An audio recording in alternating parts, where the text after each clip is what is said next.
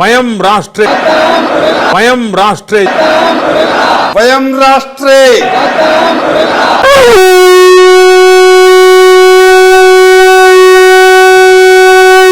ब्रह्मधाम अचोतुरा की जय दातारीशा। आप देख रहे हैं हमारा विशेष कार्यक्रम आज की अताई और मैं हूं वसंत सिंह क्रांत। सबसे पहले हमने विषय लिया समाज बड़ा या व्यक्ति। समाज के बंधुओं ने इसमें भाग लिया और जब समाज और व्यक्ति की बात आती है तो नारी समाज को हम गौण नहीं कर सकते, उनकी अहम भूमिका होती है। अतः हमने विषय लिया पुरुष तो समाज में दमखम रखता है, परंतु नारी का सामाजिक जीवन में कितना अस्तित्व है, कितना स्थान है, कितना मान है, कितना सम्मान है।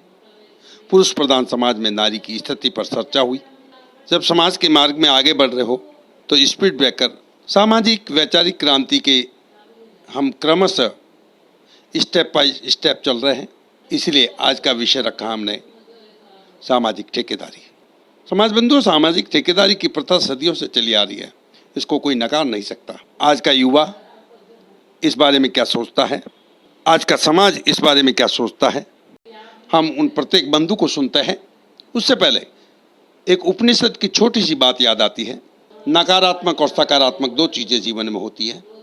पृथ्वी पर प्रकृति में भी नकारात्मक और सकारात्मकता होती है। ये तय करना पड़ता है मनुष्य को कि वो किस तरह की जिंदगी जिए। जैसे आपकी सोच होगी वैसा ही आपका संसार होगा। तो आइए सुनते हैं छोटी सी बात, उसके बाद हम समाज के बंधुओं को सुनेंगे। उपनिषद की एक छोटी सी बात यह है, एक मनुष्य जंगल में जा रहा था, उसे 4 स्त्रियां मिली। उसने पहली से पूछा, बहन तुम्हारा क्या नाम है? तो उसने कहा बुद्धि। बोले कहाँ रहती हो? बोले मस्तिष्क में। ठीक है। दूसरी स्त्री से पूछा, बहन तुम्हारा क्या नाम है? तो उसने कहा लज्जा। बोले कहाँ रहती हो? बोले आँख में। तीसरी से पूछा, बहन तुम्हारा क्या नाम है? तो उसने कहा तंदुरुस्ती। बोले कहाँ रहती हो? बोले पेट में। चौथी स्त्री से पूछा, तुम्हारा क्या नाम है? तो उसने कहा हिम्मत। बोले कहाँ रहती हो? बोले हृदय में। वह मनुष्य थोड़ा आगे बढ़ा और उसे 4 पुरुष मिले। उसने पहले पुरुष से पूछा, भाई तुम्हारा नाम क्या है? तो उसने कहा क्रोध।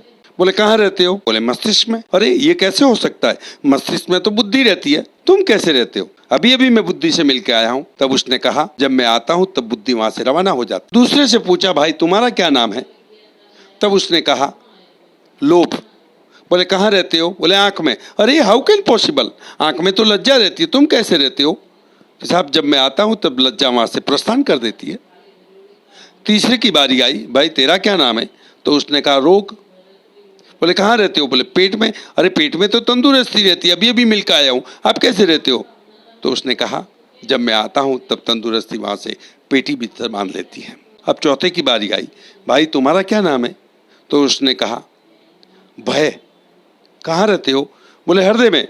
हाउ कैन पॉसिबल, अरे हृदय में तो हिम्मत रहती है, तुम कैसे रहते हो? कि साहब जब मैं आता हूं तब हिम्मत वहां से 9, 2 और 11 हो जाती है। अब आप देखिए, स्त्रियों के रूप में और पुरुषों के रूप में नकारात्मक और सकारात्मक गुण एवं दोष जिसको हम कह सकते हैं बतलाए गए हैं। जब जीवन में दोष का प्रवेश होता है तो उसका प्रतिपक्षी गुण नष्ट हो जाता है। जब जीवन में गुण का प्रवेश होता है तो दोष स्वयं नष्ट हो जाता है, क्योंकि एक स्थान पर एक ही रह सकता है।